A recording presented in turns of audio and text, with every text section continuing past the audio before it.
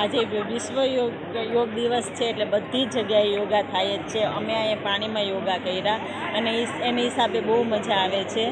અને યોગા તો કરવા જ જોઈએ બધાએ. તેમ યોગા કરવાથી ઘણા શરીરમાં ફાયદો થાય છે. તે કમરનો દુખાવો હોય, પગનો દુખાવો હોય છે, મગજની ટેસ્ટ હોય, બધું જતું રહે છે. તેમ અને મજા આવે છે તે અમને લોકોને.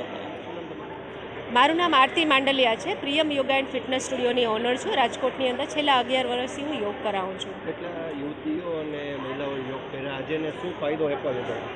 આજે અહીંયા મહિલા સ્નાનાગારની અંદર 50થી વધુ બહેનોએ યોગનો અભ્યાસ કર્યો છે, પ્રેક્ટિસ કરી છે.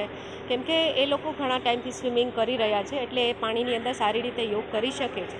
એ સિવાય જેને પણ ફ્લોર ઉપર યોગ કરવામાં તકલીફ થાય, જેમ કે ઘૂંટણના દુખાવા હોય, કમરના દુખાવા હોય, એ લોકો પાણીની અંદર તરવાનું શીખીને પછી યોગ ચાલુ કરી શકે છે. એના ઘણા બધા ફાયદા રહે છે પાણીની અંદર યોગ કરવાના.